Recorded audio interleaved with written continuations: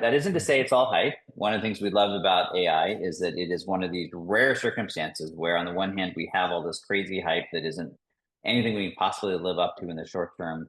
And yet it is balanced against some very pragmatic realities of how much impact AI is, in fact, really having. Hmm. And our last conversation of the day is actually one of those. So Stack Overflow, which even if you're not that technical, you probably run into them. It's a huge site that sits out there with where developers go and post questions, and it's really about community and other developers chiming up with their answers. Well, um, becoming a bit of a victim to AI in that their numbers over the last whatever it was year, I guess, have fallen Hmm. 64%, fallen 90% over the last 5 years.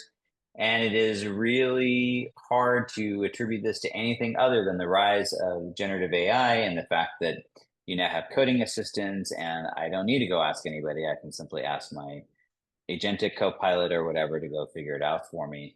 And Right. of course, so their response, unsurprisingly, maybe is to rebrand. Rebrand. Hmm. So, Because what is your take? that one, just got me to say, "Rrr?" Like, what the heck is going on here? Because the problem they have is obviously not really a branding issue. If anything, I think Stack Overflow is a great brand.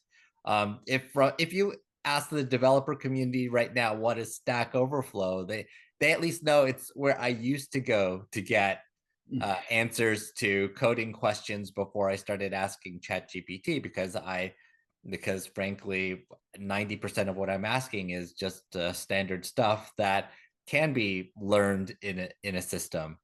But that said, I think that the problem with Stack Overflow, to the extent that it exists, it's not that people aren't posting repetitive questions anymore, but rather they have a challenge of whether they're going to be able to pull in enough people over time to keep refreshing their data as new languages show up, new technical problems show up.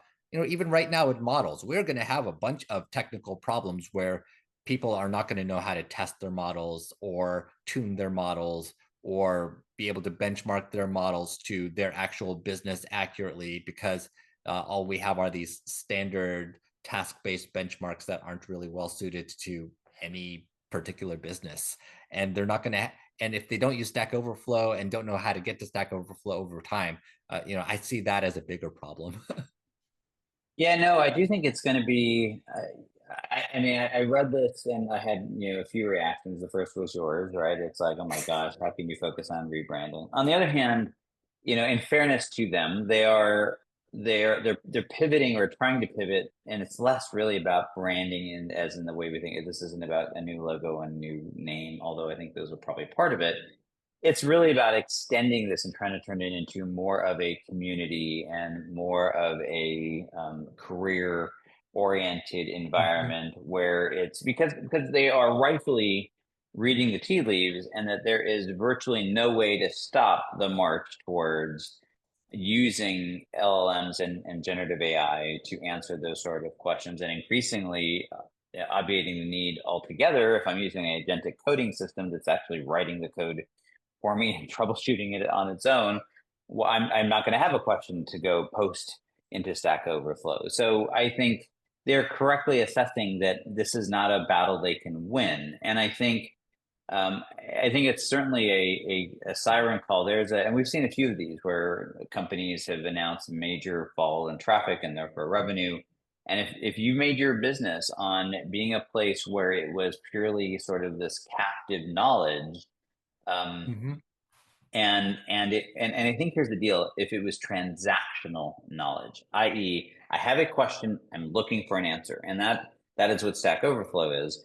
I think that you're going to have a very difficult time because LLMs excel at that, right? And they're much more dynamic. They can resolve it much more quickly than going and doing a search on Stack Overflow, which I've used tremendously throughout the years, right? So but what happens? You do a search and you sort through all these answers. You click on, oh, no, that's not what I was talking about. You click on that one, no, that's not what I was talking about. Oh, that one, oh, but that's not the right environment. And it ends up being this, yeah, you get an answer and it's a whole lot faster than troubleshooting it myself, but it's still not exactly a speedy thing.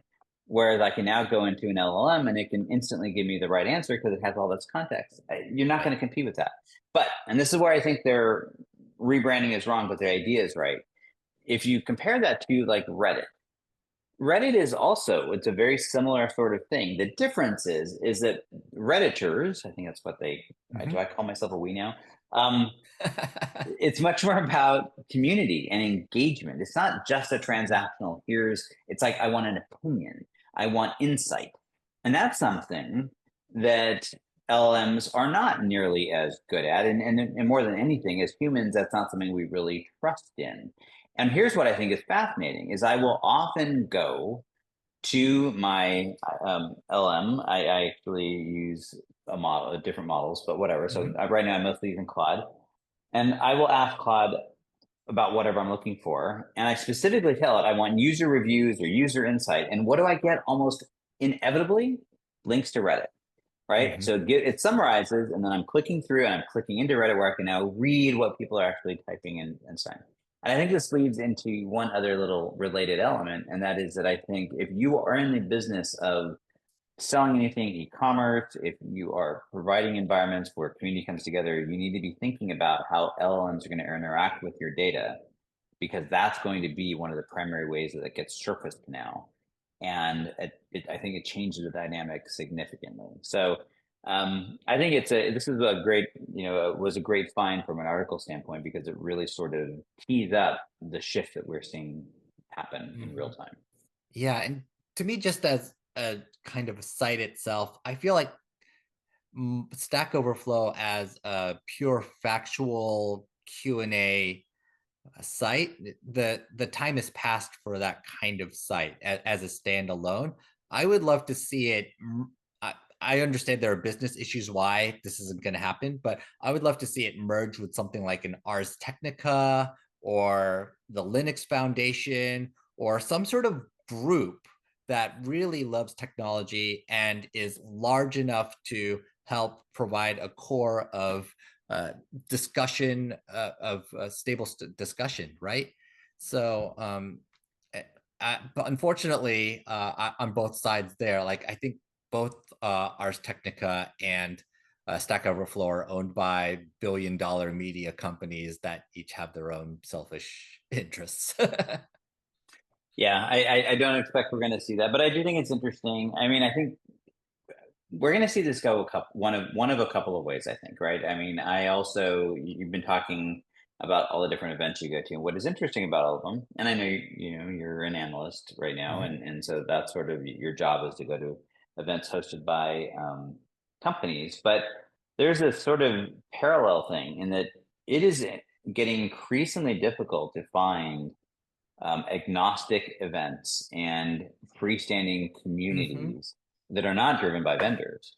And I think either AI is going to just be the final nail in the coffin, and it's like we've moved past the era of that kind of community, or it could have the opposite effect, right? Where because we spend so much time interacting with a non-human now, that we actually are driven to want to have that sense of relationship and community, and end up seeing a resurgence in it in some way. I don't know, but this again I think goes back to the difference. There are times I want an answer, and there's times I want opinion and insight, and I think that it's going to be really important to have that segregated as we start thinking about what these new models of interaction look like in an AI driven future. Yeah, and I also think it's difficult because we could spend the next half hour or hour talking about this, which we're not going to. But this challenge that we simply are used to getting everything for free. It means that everything from media to community, all these things that we used to pay dues for or a subscription fee for, now we expect to get all of that for free. So how do you compete against that if if you are not a commercial entity that is also trying to sell something to that community? Yeah, I do think it's going to be a continuing challenge. It's been a challenge for a long time, and I think all the rise of AI is actually making it even more challenging. And I don't know that there's any real answers emerging. So I guess we will see. But I do think we can agree on this, that the answer is probably not to rebrand when you get yourself into a situation like this or No, find yourself. I don't think that's going to help. I think we are going towards Skynet or towards the Matrix. You know, one of the two. But you know, rebranding Stack Overflow is not going to change that.